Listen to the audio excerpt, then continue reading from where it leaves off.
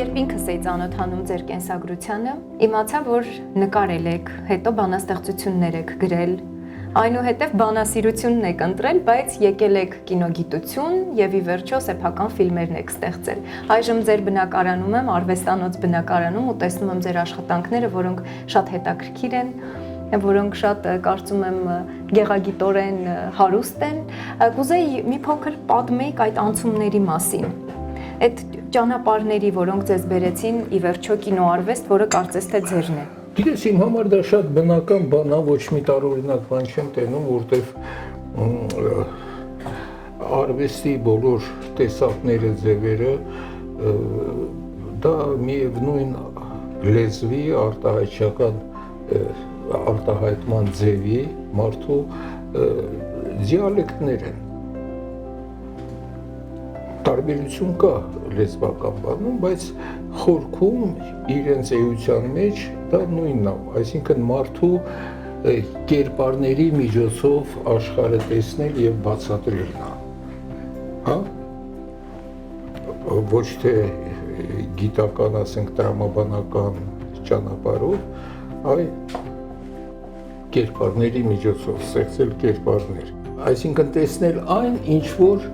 ավտոմատիզացված մեր ընկալումը թույլ չի տալի մարդկանց ընդհանրապես տեսնել։ Մենք քանի միլիարդ մարդ են, չգիտեմ, բայց շատերը, ասենք,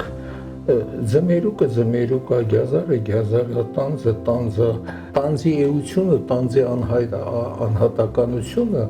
չեն բանանում, կողքով անցան տանձապ դիվերսնես ուտես, արվեստագետը հենց ֆոկուսացնում է տանձի անհատականության, տանձի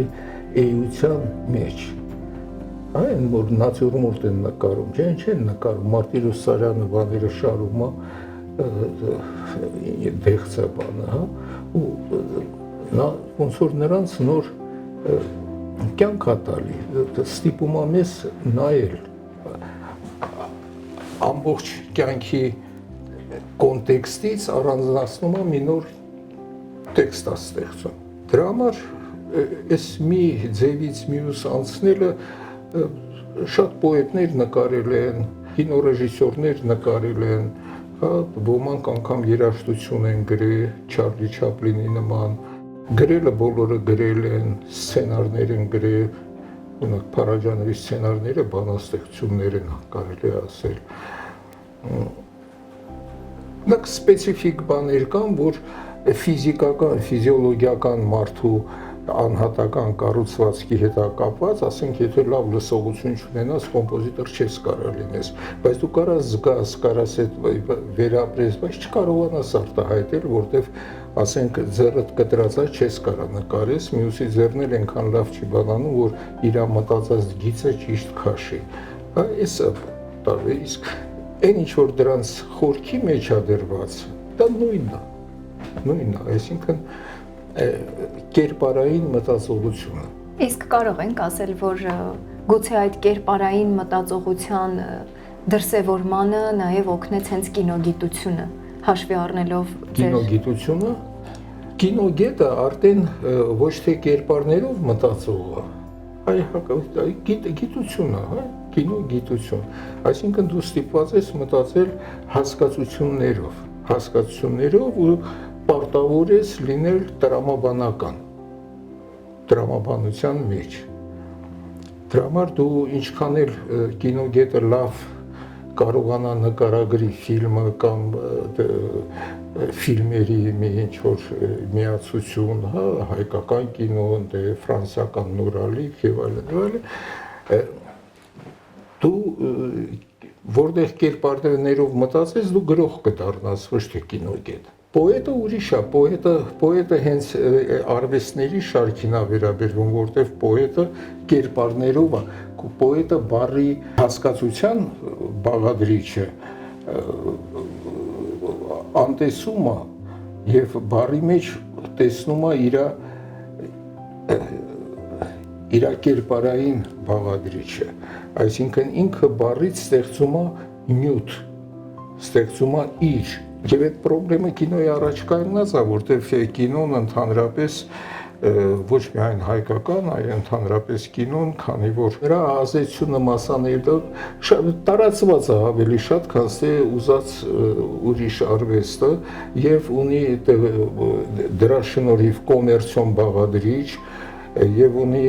դրա շնորհիվ արտադրական բազա, այսինքն սա ավելի շուկայական մի պրոդուկտ է կինո դարձել իր էությամբ ոչ իր էությամբ նույն ինչի անցակինոյի, որտեվ կինոն էլ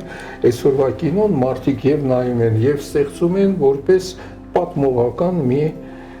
արվեստ ոչ թե արվեստ, այլ պատմություն պատմությունը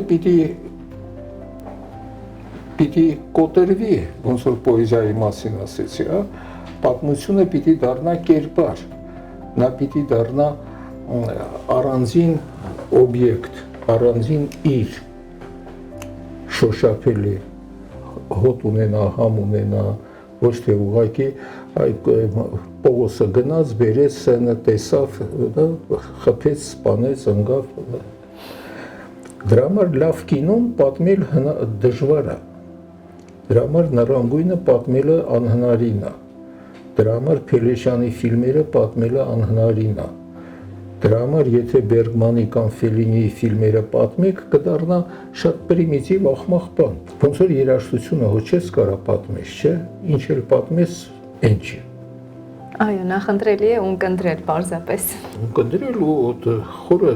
մեջդ անցկացնես, մեջովդ անցկացնես, որ քո բոլոր բջիջների վրայով սա անցնի ու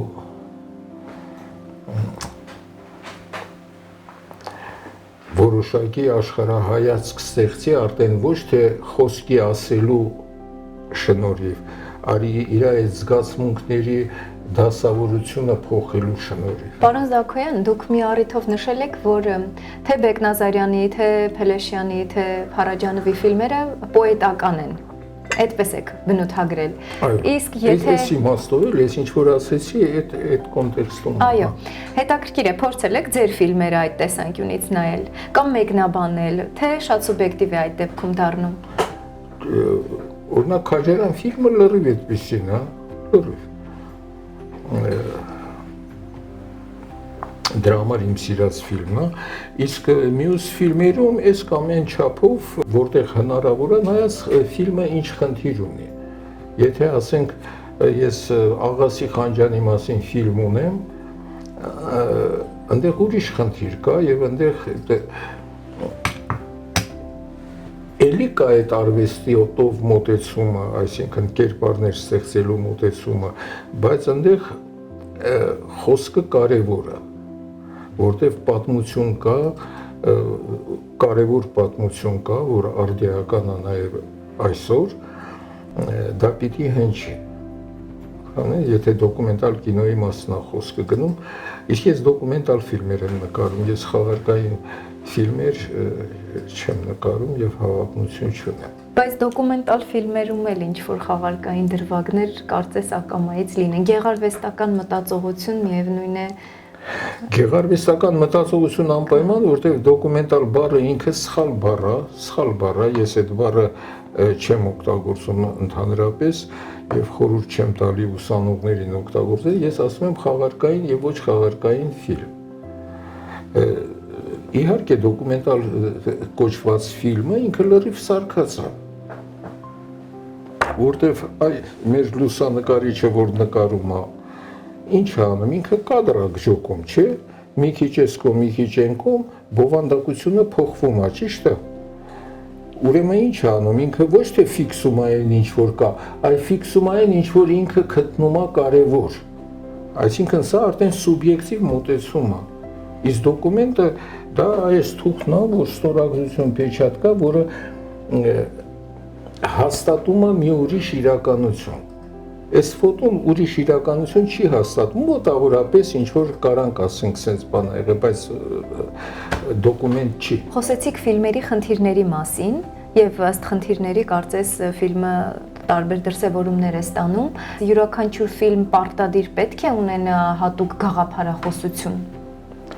կամ գուցե շրջանակներ, որոնցից կարծես երիտասարդ հատկապես ռեժիսորները փորձում են դուրս գալ։ Գաղափարախոսություն կարա ունենա հեղինակը։ Ֆիլմը եթե ունի գաղափարախոսություն, նա վատ ֆիլմ է։ Այսինքն նորից ֆոտոգրաֆին վերադառնանք, եթե ինքը սենց այս կադրնա վերցնում, այսինքն այս շրջանակը միջ կոմակաշում, ինքը իր մտածողության, իր էսթետիկական ճաշակն բան անում, չէ, թելադրանքով անում։ Այսինքն արդեն իր գաղափարը կամ գաղափարախոսությունը, եթե ցած միացնենք իրար գաղափարախոսությունը, ինքը արտահայտում է։ Բայց ֆիլմում դա պիտի չերևա։ Ֆիլմում չի պիտի ակնհայտորեն ասվի դրա մասին։ Եվ լավ նայեն ֆիլմը, որը ոչ թե թելադրությունը, ոչ թե թելադրումը բանին, հանդիսատեսին, այլ մտածել է տալի։ Տալիս է էս, դե դու տես, դու պիտի վերապրես հերոսին, վերապրես եւ ուզես չուզես դառնում է քոնը։ Հասկանում ես։ Եթե չես վերապրում, ուրեմն ֆիլմը հաջող չէ։ Հաջողված չէ։ Իհարկե։ Օրինակ տես, այ գաղափարախոսություն եւ գեղարվեստականություն, օրինակ սովետական տենց շատ լավ ֆիլմ կար, կոչվում էր Կոմունիստ։ Հա։ Հոյակապ դերասանով շատ լավ ֆիլմ էր։ Ինքը ծեր գաղափարախոսական էր։ Ծեր։ Բայց անցել է ենթադրենք 50 տարի, վաղը կանցնի 150 տարի, այդ ֆիլմը մնում է իր ուժով, այդ հերոսը արդեն իր մարդկային տեսակով բանա քո համար դառնում է ընտրյալ, քո համար դառնում է օրինակելի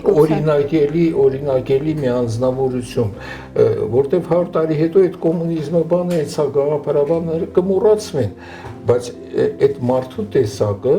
որին 150 տարի առաջ անունը կոմունիստ էին դրել, 150 տարի առաջ կասեն զիլ մարդ է, այդքան բան,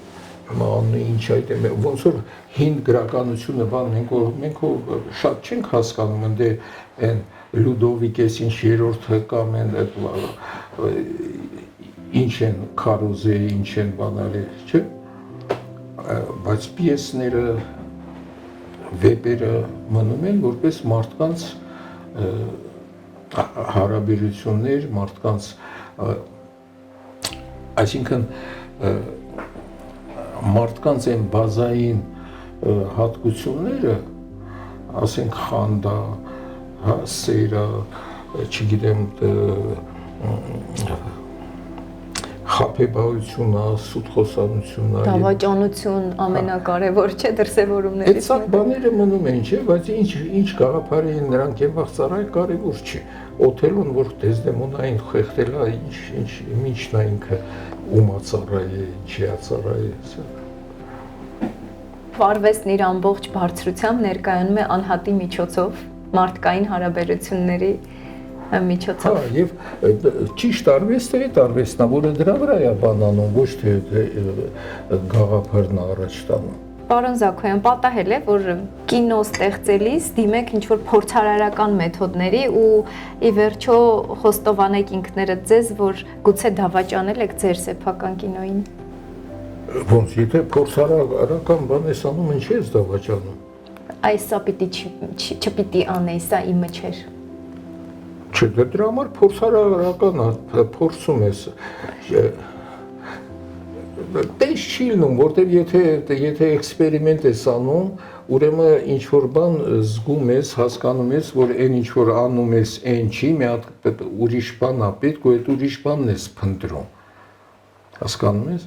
Ու դրա համար ասել, որ չէ, սա իմը չի, չէ, պետք է ասես, այդ չստացվեց։ Ուրեմն ինչ որ բան դու սխալվեցիր այդ քո էքսպերիմենտի մեջ։ Բայց դա լավ բան է, դա կարևոր բան է, որտեվ չկա իդեալական ստեղծագործություն, միշտ հեղինակը միշտ գիտի իր բաց տեղերը, թերի տեղերը եւ պարզա որ հաջորդ աշխատանքի մեջ ուզում է շտկի դա, ուզում է առաջ գնա, Մենք խոսեցինք Սերգեյ Փարաջանովի մասին, որի թե լուսանկարներ, թե աշխատանքներ այստեղ տեսնում ենք։ Կարծում եմ շատերիս է հետաքրքիր, թե ինչպես է տեղի ունեցել ձեր ծանոթությունը։ Ես գիտեմ, որ Սերգեյ Փարաջանովը ձեզ շատ է վստահել, որովհետև տրամադրել է բազմաթիվ նյութեր, կարծես թողել է ձեր հոգացությանը։ Կխնդրեի Փարաջանովի հետ կապի մասին մի փոքր խոսել։ Ինձ համար դա մեծ մայեստրո էր։ Ես էլ նոր համալսարանը ավարտած դեռ չկայացած ոչ մի ձևով արվեստագետ, որը իրան բանաստեղծ էր զգում, մի օր նկարիչ էր զգում, այդպես էր ծանոթությունը ու ինչ-որ ձևով դարձանք, մենակ ես չէի, Լևոն Աբրամյանն էր, էլի մարդիկ կային, որ տարբեր շրջաններում միացան, ասենք Կարեն Դավիդովը, Սարիբեկյանը, Զավեն Սարգսյանը, թանգարանի տնօրենը առաջի, ոնց որ մաստեր կլասերներ էլի մեզ համար, ամենօրյա։ Բայց նա ձեզ ընտրեց, չէ՞։ Նա ձեզ ընտրեց վստահելով իր։ Ինքը հանճարեղ մարդ էր, գիտեր։ Հանճարը մենակ մի տեղ չի դուրս գալի։ Հիմա ես միշտ եմ մտածում, որ ինձ չընտրեր։ Այս գործերը ով պետք է աներ, հիմա որ նայում եմ, ոչ մեկն էլ չէր անել։ Հենա եկա թանգարան կապ, մի հատ այս բանի սա դժվար բան է, սա հեշտ բան չէ։ Ես էլ չգիտեի, որ ես կարամ, բայց ինքը որ պարտավորեցրեց ձեզ։ Հասկացրեց, իսկ դրանից հետո արդեն պարտավորված ես, այն չես կարա հետ կանգնես, պիտի անես։ Դուք Փարաջանովին վերաբերող տարբեր գրքեր եք հեղինակել, նամակներ բանտից,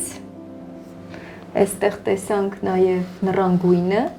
որը վերջին ձեր աշխատանքն է, չէ՞։ Եվ այստեղ ունենք նրա ֆիլմին նվիրված Ինտերմեցո։ Այո, գիրքը։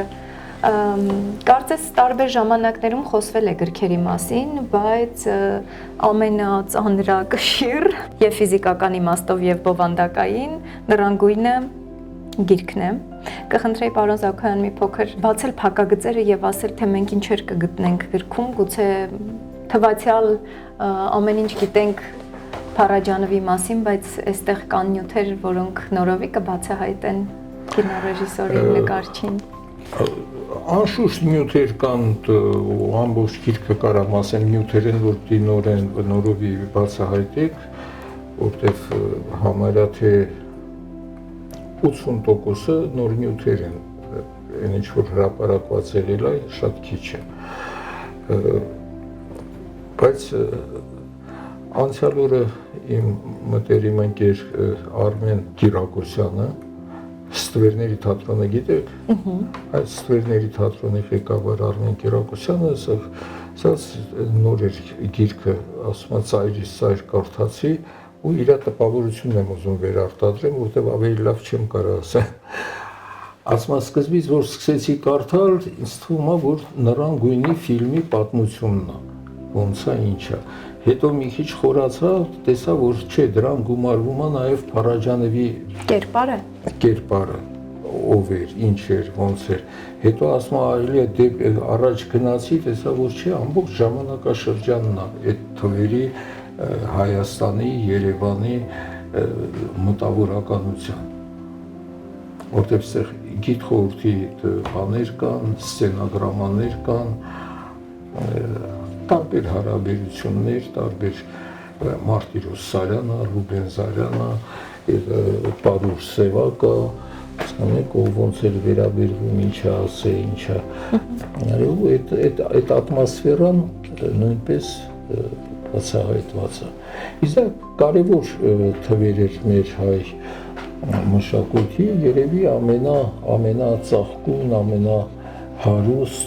այս են թվերն են, որ եւ Ֆրունզիկ Դովլաթյանի «Բարև ես եմ» եւ Հենրիկ Մալյանի առաջի ֆիլմերն են, եւ Տժվժիկա, եւ մի խոսքով ամենահարուստ էպոխաներ, որից էլ Փարաջանովը sense մի հատ բան արեց։ անգամից խփեց 100-ը։ Փարաջանը նոր աշխարհ է ստեղծում իր բոլոր բաներով, ոչ միայն արտաքին շորով, զգեստով, այլ իր ֆիզիոլոգիական, իր հոգևոր, իր հոգեկան, իր ամեն ինչով։ Ու ընդհանրապես արվեստագետը պետք է նոր աշխարհ ստեղծի։ Իսկ երբ որ այդ ստեղծած աշխարհի վրա արդեն ինչ որ բաներ ես անում արտաքին, սա լավ բան չի։ Կա էպիգոնություն, որ փորձում է մտնի այդ աշխարհը, էլի կրկնողություն է, բայց էլի այն չի։ Որտեղ մեծ հետաքրքիր է արվեստագետը ինքանով, ինչքանով ինքը նոր աշխարհ է ստեղծում։ Եթե դու կրկնում ես այն ինչ որ կա, դու ինձ հետաքրքիր չես, որտեղ դու չես անցնում նրան։ Կա ուրիշ տեսակը, որ ընդբռնում է այդ ճանապարհի էությունը, ու երբ որ էությունն ես ընդբռնում ունդերից ես գալի, քո արտաքին բանը արդեն կարող լրիվ ուրիշ լինի։ Հասկանում ես։ Օրինակ կինոյի այդ մոտեցումը պոետական Փարաջանովի կամ Փելեշյանի, դա է, եթե դու այդ խորքից գաս, դու ոչ Փելեշյանին կնմանվես, ոչ Փարաջանովին կնմանվես, լրիվ ուրիշ քո բանը կստեղծես։ Հասկանում ես։ Իսկ եթե արտաքինից գնաս, ով նայի Փելեշյանի նման վերցնի ինչ որ մոնտաժի կտորներ կպցնի իրար բան ասի, հեսա ասում դե լավ էս գիտենք, տեսել ենք։ Ինչ է սպանան։ Ու այն իսկական հոգևոր իմպուլսը, որ տալիս է նույն Փելեշյանը կամ Փարաջանովը, չի լինի, որտեվ վերևից ես վերցնում, ներքևը արմատ չունի քո տվածը, պետք է չորանա։ Մի երկու հոգի ինձ էստետներ կարող է ասեն ախ, բայց դրանով ամեն ինչ կավարտի։ Պարոն Զաքարյան, տարիներ առաջ ձեր ջանքերով հիմնադրվեց Ծիրանի ծառ կինոփառատոնը,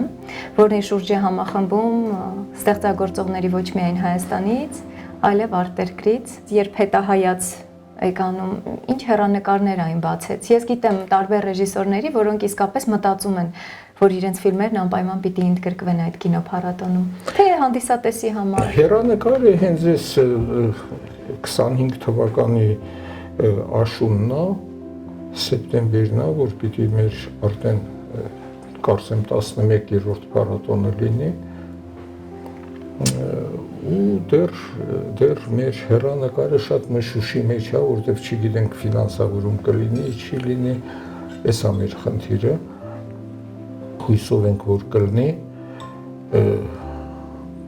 եթե չլինի, մտածում ենք, որտեղ էս ինչ հայթայթենք, որտեղ արդեն կապերը կա, արդեն մարդիկ կան, որ արդեն նամակներ են գրում, մարդիկ կան, որոնց մենք անցյալ տարի էինք հրավիրել, չէին կարողացել գալ, այս տարի կարողանում ենք, կարևոր մարդիկ են, որ Հայաստան գան, տեսնենք հեռանկարները, հիմա մենք մեր գլխացավը դա է, մեր գլխացավը դա է, իսկ փառատոնը իրոք կարևոր է, ասեմ, որ մենակ այս մեր փառատոնի շնորհիվ 3 հատ ֆիլմ արտասահմանից եկած ռեժիսորները արեցին Հայաստանի մասին եւ իրենց երկրներում ցույց տվեցին։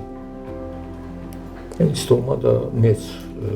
բան է։ Նաև մարզում անցկացվելու գործոնն է, չէ՞, կարևոր։ Մարզում անցկացվելը շատ կարևոր է, որտեղ մի կողմից մարզն է մտնում ինչ-որ գեղարվեստական, ինչ-որ մշակութային կյանքի, լուրջ կյանքի մեջ, ոչ թե նրա համար, որ մենք ենք լուրջ, մենք էլ ենք լուրջ, բայց մեր հյուրերը մենք ընտրում ենք ամբողջ աշխարհից տարվա ընթացքում հազարավոր ֆիլմերից ընտրում ենք 25-30 ֆիլմ, դա հանակ չի, այսինքն լավագույններն են, կարող է մեկ ուրիշը մի քիչ ուրիշ ձևի ընտրել, բայց այդ պամեխաները հաշվի առնելով, ասենք պլյուս մինուս 10%, հիմնականում լավագույն ֆիլմերն են իրոք։ Եվ ինձ հետաքրքիր է ձեր կարծիքը այսօր Հայաստանում արտադրվող ֆիլմերի մասին, պարբերաբար տեղեկանում ենք, որ այս կամ այն կինոնկարը ինչ-որ մրցանակի արժանացավ արտերկրում, ծափահարում ենք, ձեզ դուր է գալիս այսօր ստեղծվող կինոն։ Չէ, դուր չի գալի անշուշտ, հետո ուզում էի այդ փառատոնների ֆետիշացումը կուզեի մեր մեջից դուրս գար, որտեվ փառատոնը նռանգույն ֆիլմը ոչ մի փառատոնում ոչ մի պրիզ չի ստացել, հետո կան հետը մրցեն, հետո մի միլիոն հատ փառատոն կա, այդ մի միլիոնի ընդամենը 10-ն են երևի նորմալ փառատոն, մնացածը զիբիլ են, եւ գնաս ամեն տեղից թող բերես, որ փառատոն ես բանալի, դա ձև չի, ու ինչի եմ այսպես մի քիչ կոպիտ խոսում, որտեվ իմ մի խոսակցությունը մեր բանի այդ կինոկենտրոնի ղեկավարության հետ, որ ասում է փառատոնները սա են պահանջում։ Եղբայր, ես չեմ հասկանում, մենք նկարում ենք փառատոնի համար, թե մեր հանդիսատեսի համար։ Ինչ է նշանակում փառատոնը սա է, փառատոնը շատ բան կարա պահանջի, բայց մենք չունենք մեր էսթետիկական, ասենք, տեսակետը, ինչն է լավ, ինչն է վատ։ Հետո պահանջով ֆիլմ աներս ո՞րն է։ Ստեղծագործական ազատությունը սահմանափակվում է ակամայից։ Ոչ թե սահմանափակվում է, այ դառնում է բան էլի, ոնց է շուկա է դառնում։ Ոնց որ ասես Մոսկվայում սենց ծիրան են ուզում, այդ են աճացնում։ Էլի այդ աճացնում, բայց ես էլ այդ ծիրանը չեմ սիրում, ես ուրիշ ծիրան եմ սիրում։ Այսօր որ դուրս գաք փողոց մարդկանց հարցնեք այսօրվա կինոյի մասին, մի հատ լավ բան չեք լսի ոչ մեկից։ Բոլորը տաքսիստով ուզում են ասում են, այ այն հին մեր հայկական ֆիլմերը, բան sense նոստալգիայով հիշում են, ընդ որում հիշում են այն ֆիլմերը, որ մեր ժամանակ մենք այդ ֆիլմերը վատն էինք համարում։ Հասկանում եք։ Այսօր այդ ֆիլմերը դառել են բան։ Ու իրոք այսօրվա պրոդուկցիայի համեմատ նրանք մակարդակը ուրիշ է, բարձր ավելի։ Մոտեցումները սխալ են։ Ուսուցումը կինոյի սխալ է, ճիշտ չի, այսինքն ճիշտ նպատակը ճիշտ չի դրված։ Ինչ պիտի իմանա էտապակա կինոռեժիսորը։ Նախ եմ առաջ պիտի իմանա ինչի է ինքը կինոռեժիսոր, ինչ բան է կինո եւ ինչի համար է արվում։ Իսկ հենց առաջի կուրսից եթե մաքուր գալիս են, երկրորդ կուրսից արդեն մտածում են փառատոնի կարմիր բանի այդ ինչա գորգա փալասա դրա վրով անցնելը։ Այդ սխալ ճանապարհ է, սխալ ճանապարհ։ Երկրորդը հանդիսատես չունենք հանդիսատես, որը պահանջ ներկայացնի։ Իր տպավորություն չասեմ, իր գնահատականը արտահայտի։ Իսկ իր գնահատականը չի կարող արտահայտի, որտեղ կինո քննադատություն չունենք։ Չէ՞։ Կինո քննադատությունն է, չէ՞ բանանում։ Իսկ կինո քննադատություն չունենք հենց նրա համար, որ հանդիսատես չունենք, որտեղ կինոթատրոն չունենք, որտեղ պրոկատային, ասենք, դիստրիբյուտորական ինստիտուտ չունենք։ Կինո քննադատում համար գրի, եթե չկա հանդիսատես։ Մեկը իր տանը ինտերնետով հնդկական է նայում, մեկը չինական, մեկը ֆրանսիական, մեկը ամերիկյան, մեկը բարձր կարգի, մեկը ցածր կարգի, այսպես մի բազար է, քննադատը ինչի մասին գրի։ Ու այդ հանդիսատեսին, որ տենց խայտաբղետ միացնում ես որպես մի ընդհանրություն, նստացնում ես միտեղ ու նոր հայկական ֆիլմ ես ցույց տալի, այ պատկերացեք նրա ուրեմն արժեքավորումը ինչ կլինի։ Միշտ դու ընկերներ ունենաս կողքդ մարդը լինի, որը կարողանա այդ պրոֆեսիոնալ կարող ասի, այ գիտես, դա այս բանը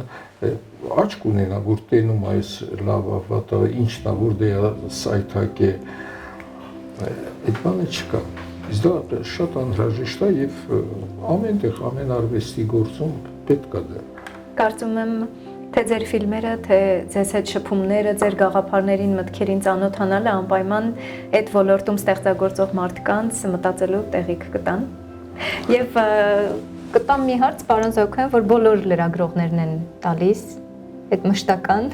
ծրագրերը, ապագա անելիքները, այս հսկայածավալ աշխատանքի կողքին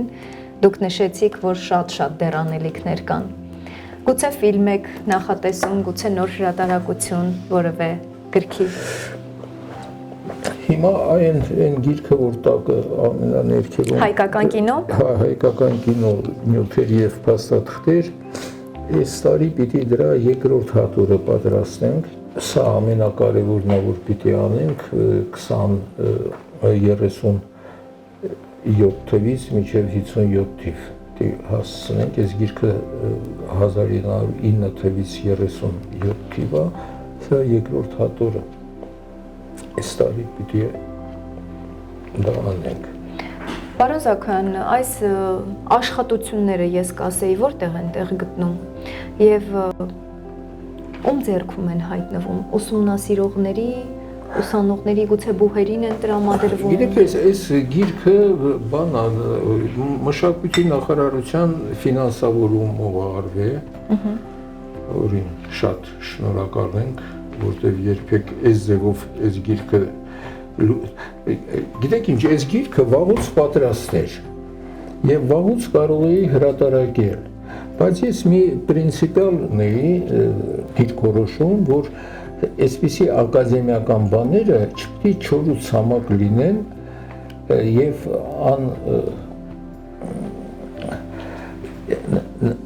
նրանք իրենց տեսքը պիտի հրապուրիչ լինի։ Եվ դրա համար ես գիրքը միշտ մտածել եմ, պատկերացրել եմ այսպես նկարազարդ, այսինքն նկարներն էլ են բան փաստաթուղթ։ Բայց նրանք ոչ միայն նեղ, շատ նեղ մասնագետին են կանչում։ Նման գիրք է ընդհանրապես մի քիչ ճաշակ ունեցող մարդը ասես կնայի, կասի, այս ինչ հետաքրքիր է, տանեմ նայեմ։ Ու դրա շնորհիվ նաև նյութերին կծանոթանա։ Եվ պատկերացում կկազմի հայկական կինոյի։ Այո։ Եվ ոչ միայն կինոյի, նաև ախր այս կինոն հո առանց ինչ էր։ Այդ ժամանակահատվածի մեր ժողովրդի կյանքի մի մասն էր, չէ՞։ Ու այդ մնացած բաները մեջով անցնում են։ Մենք արդեն 3-րդ տարին ֆրանսիական ֆիլմերի ակումբ ենք ստեղծել։ Ինստիտուտ Ֆրանսիայի հետ միասին համատեղ, որը ազգային գրադարանում ենք ցուցադրությունները կազմակերպում, դրա շարունակությունն է։ Կողքից էլի բաներ կա, եթե ժամանակ կլինի, դրանք էլ կարվի, բայց դժվար, այսքանն էլ որ անենք, լավ է։ Ես շատ շնորհակալ եմ ձեզ, պարոն Զաքոյան, որ հյուրընկալեցիք մեզ, ժամանակ տրամադրեցիք։ Ձեզ ուժ, եռանդ, լավատեսություն եւ առողջություն, որպեսզի բոլոր ծրագրերը կարողանաք իրականացնել եւ շատ աջակիցներ, որոնք ձեր կողքին կլինեն։ Շնորհակալ, շատ հաճելի է։